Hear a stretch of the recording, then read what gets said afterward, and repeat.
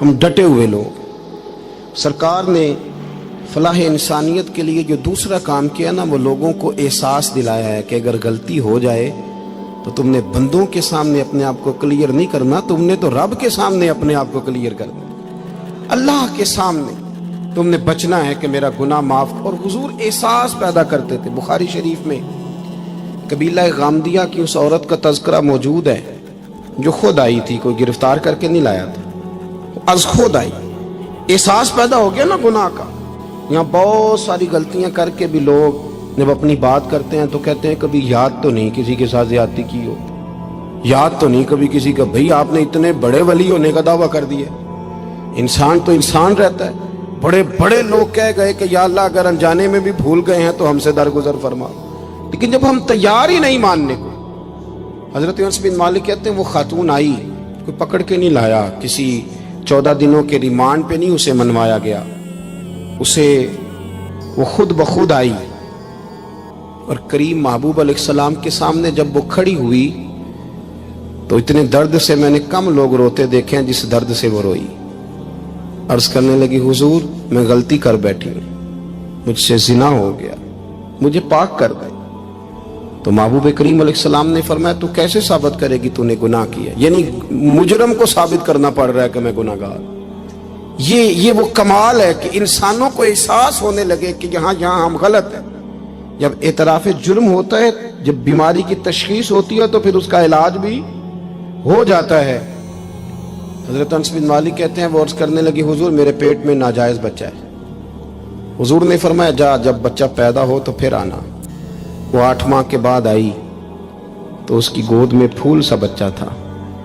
حضور نے فرمایا واپس جا، جب روٹی کھانے لگ جائے تو پھر آنا. وہ 2 سال 2.25 سال دودھ پلاتی رہی. پھر جب آئی تو بچے کے ہاتھ میں روٹی کا ٹکڑا تھا. کریم محبوب صلی اللہ تعالی علیہ وسلم سے آ کے جب اس نے بات کی تو وہ درد سے روئی، کہنے لگی یا رسول اللہ 3 سال ہونے کو ہیں، میں نے گناہ کیا ہے، میں ساری رات سو نہیں پاتی. حضور تڑپتی، اگر اس حال میں مر گئی تو اپنے رب کو کیا منہ دکھاؤں، مجھے پاک کر دے، میرے حال پہ رحم فرمائے. محبوب کریم صلی اللہ علیہ وسلم نے بچہ ایک صحابی کو دیا، فرمایا بچوں کی طرح پالنا، اور کہا اسے لے جاؤ، پتھر مار مار کے اسے سنسار کر دو. صحابہ کہتے ہیں اسے پتھر لگ رہے تھے اور حضور بے چینی کے ساتھ ٹہل رہے تھے. آ کے خبر دی حضور وہ تو وصال کر گئی، انتقال ہو گیا. فرمایا یہاں تک تو بات اس کی تھی. حضرت انس بن مالک کہتے ہیں اب محبوب کریم نے صحابیات سے فرمایا اسے غسل دو، کفن پہناؤ، جنازہ تیار ہو جائے تو مجھے خبر کرنا. حضرت انس بن مالک کہتے ہیں غسل ہوا، کفن ہوا، جنازہ تیار ہوا تو حیران ہم تب ہوئے جب میرے محبوب نے فرمایا صفیں بناؤ میں خود جنازہ پڑھاؤں گا، میں خود جنازہ پڑھاؤں گا. اور سرکار نے جنازہ پڑھایا تو ایک شخص کی زبان سے نکلا حضور اس ملعون کا معاذ اللہ جنازہ جس نے ناجائز بچہ جنا، اس کے لیے آپ دعا کر رہے ہیں، جنازہ پڑھا. حضور فرمانے لگے خاموش ہو جاؤ، تم نے گناہ دیکھا ہے اس کا احساس نہیں دیکھا، تم نے غلطی دیکھی ہے لیکن اس کی توبہ کا انداز نہیں دیکھا. اور صاحب کنز العمال نے یہ لفظ نقل کیے ہیں کہ کریم محبوب فرمانے لگے اس نے تو ایسی شاندار توبہ کی ہے کہ اگر میں اپنی ساری امت میں بانٹ دوں تو اللہ سب کی مغفرت فرما دے گا. احساس جب پیدا ہو جاتا ہے نا اپنے دل کے اندر کہ یہاں میں غلط ہوں. ان العبد اذا اعترف ثم تاب تاب اللہ علیہ او کما قال نبی صلی اللہ علیہ وسلم، رواہ مشکات. حضور نے فرمایا جب کوئی بندہ کہتا ہے نا اللہ میں بھول گیا تھا اور پھر وہ توبہ کرتا ہے تو رب اس کی توبہ کو فوراً ہی قبول فرما لیتا ہے. پہلی بات یہ کہ عقائد کو مضبوط رکھیں، مضبوط عقائد. اور یہ جو آج کل ایک اور ماحول چل رہا ہے کو تھوڑا ادھر کو تھوڑا ادھر، عقائد وہی درست ہیں جن کی تشریح شیخ عبدالحق محدث دہلوی نے فرمائی. عقائد وہی درست ہیں جن کی بابت حضرت مجدد الفسانی لکھ گئے، اور ان سب کو اگر کھلا کر کے بیان کیا تو امام احمد رضا فاضل بریلوی نے بیان کیا. انہی بزرگوں کی باتوں کو کھول کر ہمارے سامنے رکھا.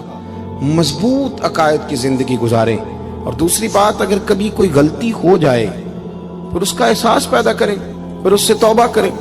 تیسری بات جو فلاح انسانیت کے لیے بڑی ضروری ہے وہ یہ ہے کہ تھوڑا احساس پیدا کریں دوسروں کا. میری زندگی میری ذات سے شروع ہوتی ہے، میری ذات سے، میرے سے ہنس کے بولو، میری بات مانو، میرے پیچھے چلو، میرے آرام میں خلل نہ آئے، میری طبیعت کے بھئی آپ کی طبیعت کے مطابق چلیں تو پھر تو آپ بہت بڑے خود غرض ہوئے کہ آپ نے صرف اپنے لیے سوچا۔ محبوب کریم کا کمال یہ تھا کہ حضور نہ دوسروں کا بڑا احساس فرماتے تھے۔ آپ بخاری مسلم کی وہ حدیث پڑھیں تو حیران ہو جائیں کہ سرکار فرماتے ہیں میں جب نماز کی نیت باندھتا ہوں تو میرا دل کرتا ہے میں لمبی نماز پڑھاؤں، جب میرا کسی کام کرنے کو دل کرے تو پھر میں ساری دنیا کو چلنی پڑے تو میں کر جاتا ہوں، لیکن حضور فرمانے لگے کہ میرا دل کرتا ہے میں لمبی نماز پڑھاؤں، لیکن پھر میرا خیال آتا ہے کہ پیچھے بوڑھے بھی ہیں، بیمار بھی ہیں، بچے بھی ہیں۔ یا رسول اللہ نماز اللہ کی اور خیال بندوں کا؟ فرمایا میں بوڑھوں، بیماروں اور بچوں کا خیال کرتے ہوئے اللہ کی نماز کو مختصر کر دیتا ہوں۔ احساس جب طبیعت ہمارے ہاں نا تیزی کے ساتھ احساس ختم ہوا ہے، تیزی کے ساتھ ہم نے اتنی نفی شروع کی۔ ہمارے تو اہل تصوف میں اللہ ماشاءاللہ اب تربیت کا طریقہ یہ ہے کہ صرف میں ہوں، میرے سوا کوئی بھی نہیں، حالانکہ طریقت تو اس کا نام تھا کہ میں نہیں باقی سارے ہی ہیں۔